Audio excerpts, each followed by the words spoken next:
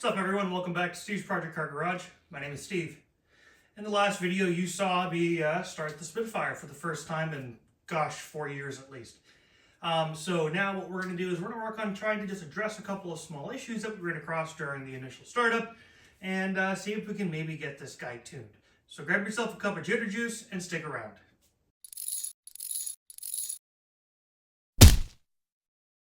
So as you saw initially, I had to get a different battery because the battery that I had was just not cutting it out. It was an 8-year-old battery that I bought for the car initially. So I went to Sam's Club today and I actually bought a 24F, which has a reverse terminal, but it's 24F battery, which should fit in this. I actually went ahead and I tried to test fit it in the tub, and it does fit, just barely, but it does fit. Fingers crossed I should be able to have enough clearance though on the bonnet. This was the largest battery that they had recommended for the Spitfire / the GT6. So fingers crossed it should work. If you've run a 24F in your Triumph Spitfire, please let me know. But I felt it was probably a good battery to choose from. So a couple of things that we ran into as far as issues are concerned with the initial startup of the car. First, we had a small leak of fuel coming from both the rear carburetor where the olive and the jet connects into the bowl, and we also had a small leak coming out of the actual top of the front carburetor, which kind of makes me wonder if it is a fuel pressure issue, which I don't think it is because it's the original fuel pump, or if it's an issue with the floats, which I kind of tend to think it might be. In terms of the leak on the rear of the actual carb, that I think I have addressed, but I won't know until I run it. And with the front carburetor, I gotta just kind of play with it and see what's going on with it and maybe try to adjust the float if I can. It's one of the plastic floats that doesn't have the adjustable metal piece on it. So it says that you're supposed to use a washer or two to go ahead and adjust it. So I do have a couple of washers that we can try for that. Outside of that, we did have a small leak from the transmission, just out of a bolt, honestly. So I tightened that up and that should no longer be an issue. Had a small leak from the drain on the block itself for the coolant. Again, that wasn't tight, so I just went ahead and tightened it up more. Issue solved. So we should be good on there. There's really no other leaks outside of that. Of course, the leaks that I do have are the fuel leaks, which are the scariest to have, but it is what it is. So anyways, let's go ahead and dive in. I got to start showing you some of the work that I had to do in the carbs. We had issues with the dash pot on the rear carb not closing correctly. So I went ahead and I used my SU tuning kit to go ahead and center the jet, and that seemed to resolve it.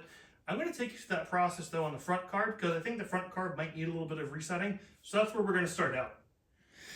All right, so I'm going to try to do my best to show you how to do this using the jet centering tool that comes with the SU carburetor kit that you can get from many suppliers. The process is pretty straightforward. The front carb is not so much of a problem. I've already figured out how to do it by adjusting the rear one. I don't know if you can see it or not, but you'll hear a nice audible clunk. That means that the jet is actually centered correctly. So inside of here, there's like a jet bearing, and that jet bearing is kind of what holds the jet's central position. And actually, you can see that jet was stuck. So this could definitely use a little bit of help. So what we're going to do is we're going to start by removing the dash pot. And we're going to get a little bit of paper towel here, because when I remove this, it's going to have some oil in it. So there's the dash pot top, the spring, and the piston. And it looks like I overfilled that with oil, so that's why I think we've got some seepage all around there. But, okay. Going to drain the oil out of the piston, the damper, just to keep it from making a mess. But what we're going to end up doing is removing the screw that holds the needle in. So that's right there. And that should just allow us to remove the needle like that. Now with the needle removed, we're going to take this little tool here, and we are going to place this right in here in place of the needle, and we're just going to tighten this down. And now what that's going to do is it's going to allow this to kind of be our centering tool, or our centering pin. We're going to put that off to the side for the moment. Now using our 3/4 inch wrench, we're going to go ahead and just loosen the centering locking nut, which is the top nut. You're going to have two nuts. You're going to have the mixture adjustment nut, and then you're going to have the top nut here, which is what locks it in place. And we're just going to slacken that some. Now that has been slackened, we're going to take the damper, or not the damper, but we're going to take the piston, put the piston back in, and then we're going to go ahead and put the top back on.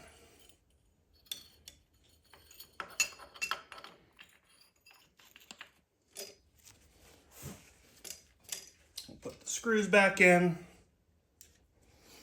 Okay, so now the piston does move freely, but it is not centered on the jet. And that's probably because the jet is actually sitting proud. So what we want to do is go ahead and either fully remove the jet or just lower it as far as we can. And now, we want this guy to drop as best as possible.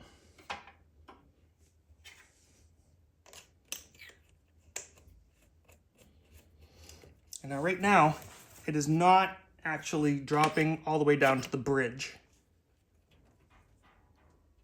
So if it's not dropping to the bridge, we just need to slacken the retaining nut a little bit more.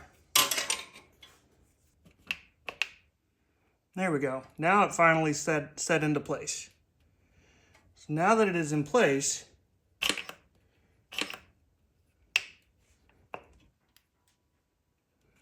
we want to start tightening up that top nut. So I'm running into a bit of a snag. As I've gone ahead and tightened up the nut, I noticed that the piston was not moving freely. So I got to try to figure out what's going on. So I'm going to press pause and we'll check back in with you in a minute. All right, so here's what I had to do. I had to remove the housing altogether for the jet and disconnect the jet. And now it drops freely. So I'm just going to go ahead and see if I can continue to tighten this. Yep, it doesn't close all the way. It gets close, but it doesn't shut all the way on the bridge like I want it to. Not sure if I made any progress or not, but I can now get this to wiggle. It wasn't really wiggling beforehand, so I think that it may have just been a little stuck. So we're gonna try this again. See if I can get it to thread in there and center.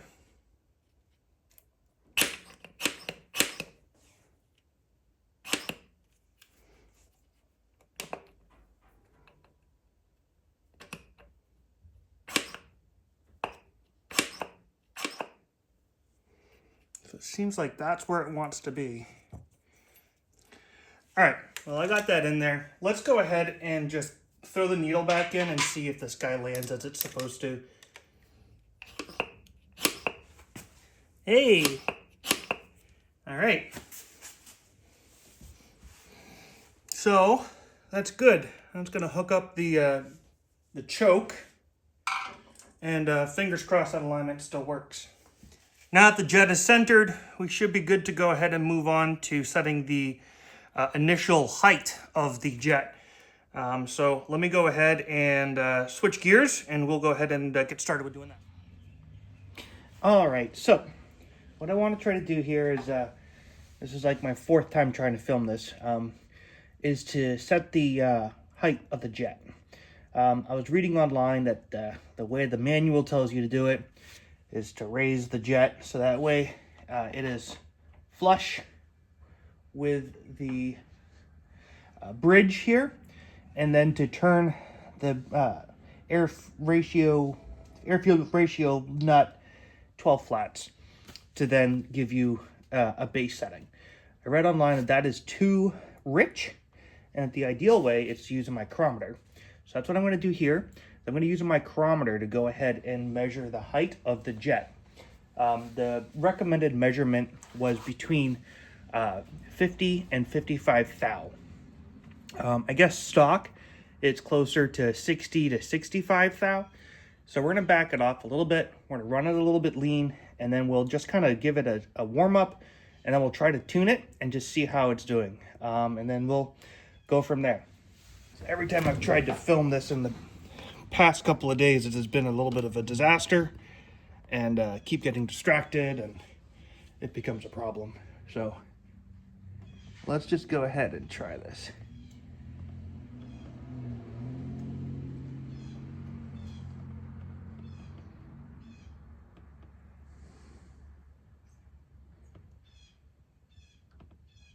All right, so right now it's at 40 thou. So we're gonna go ahead and using our 5/8 here, we're gonna lower it just a little bit.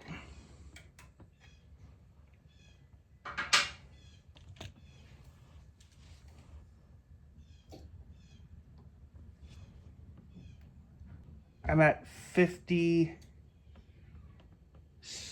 I was about 58 thou. I went a little too much. So we're gonna go back and we'll give it like 3 flats worth of a turn.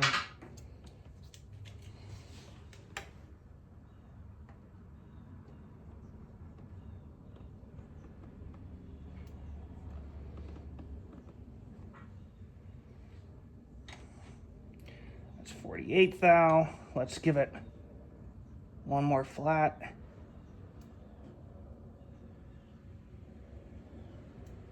50 thou. Okay, so I'm gonna use 50 thou as our point, and now I'm gonna go ahead and I'll do the same to the other carb, and we'll go from there. I already balanced the carbs using a balancing tool. Used one of these guys. I did it earlier, and I got them nice and balanced, so they should be good to go. And then once I get this one though, adjusted the front one, then we'll go ahead and fire it up, get it warmed up, and go from there. All right, so as you can hear, the engine's running. We're up to temperature. It's been running for about, I don't know, 10 or 15 minutes. And so what we're gonna do is we're gonna try to go ahead and push up on the dash pot a little bit with the pins back here. And we're gonna listen to hear what the engine does. It's either gonna go up, or it's gonna go down and plug out, or it's gonna go down a little bit and then come back up. So let's hear what we got. So it goes down just a hair. It doesn't come back up. Let me check the other one. Same thing, not a lot of difference. So what I'm going to do is I'm going to richen the mixture just a hair. I'm going to give it one turn, one flat on each one of these. And now let's hear how it sounds. There we go. So it dropped and then it came back up.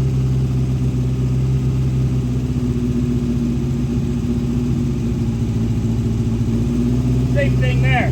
That sounds great. All right, just for yucks, I'm gonna go ahead and pull out. I think that we're really good on the AFR. So let me get my little gauge here and I'll show you how it balances on the cart.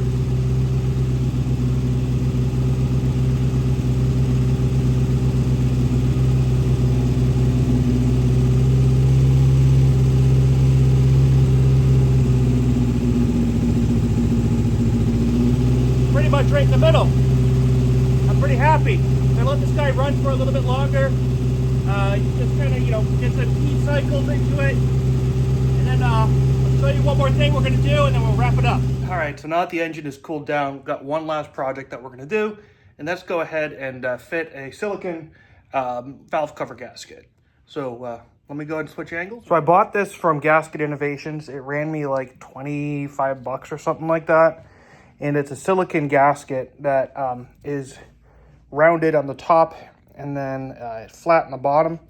And the idea is that you use a little bit of Permatex, some RTV, and put a bead of silicone into the valve cover itself, set this in here, and then just kind of set it on a strong surface or, a flat surface until the RTV, cures. And idea that this is made to, you know, be taken on and off all the time for valve train adjustments, and should definitely help minimize the amount of leaks, because I've had some leaks coming out of the back that have given me pause a few times. You'll see where it's shiny there. Made me think that that was an oil leak somewhere, but it's just the valve cover gasket that's being a pain. So I'm gonna go ahead and get this guy off. Go ahead and throw some RTV in there after cleaning up the sealing surface. And I will. All right, so I went ahead and I took some denatured alcohol and I just wiped down the inside of that there. And now what I'm gonna do is just use a little bit of this Permatex Ultra Black, which I used on the oil pan, if you remember. And I'm just gonna put a very small amount. It does not need to be much. The idea is to mainly just have this help hold the gasket in place. And that's about it.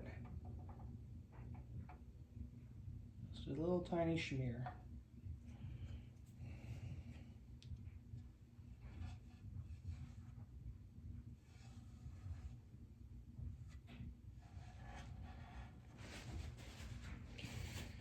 Just trying to wipe up any little bit of excess that got outside of the channel of where the gasket's gonna sit, because don't really need it outside of there.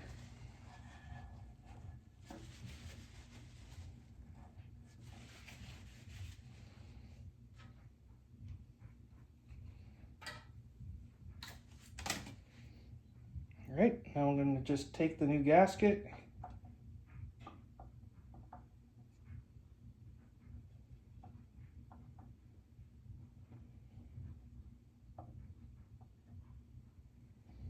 Just gonna help set it in place. And then I'm gonna flip it over, put it on a nice flat surface like the garage floor. Let it cure for the next 24 hours. So that's it.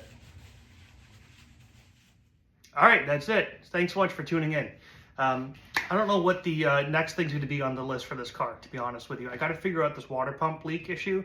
I have a couple of ideas of what I can try to do without removing the water pump, but if I do have to go ahead and remove the water pump to get that little bolt that I was talking about earlier tight, yeah, I got to do that. I don't want to do it, but we'll see what happens. Next milestone, I guess, honestly, is to get the body put on. Get the body put on. We're going to get the prop shaft put on, but that's easy. And then, you know, see how it is with a shakedown. I don't know. I don't know when that's going to happen. Hopefully soon. That would be nice. But anyways, I'm pretty happy with the progress. Car's running pretty good. Of course, we won't really know how well it's running until we put it under load. Can't do that until we start driving it. But have a long way to go still. Anyways, like I said, go ahead and hit the like button, hit the subscribe, and click the bell to get those post notifications. And remember, when working on project cars like this, take your time with trying to tune those carburetors. Don't do them in little 15-minute bursts. And yeah, don't be that dreaded previous owner. Cheers.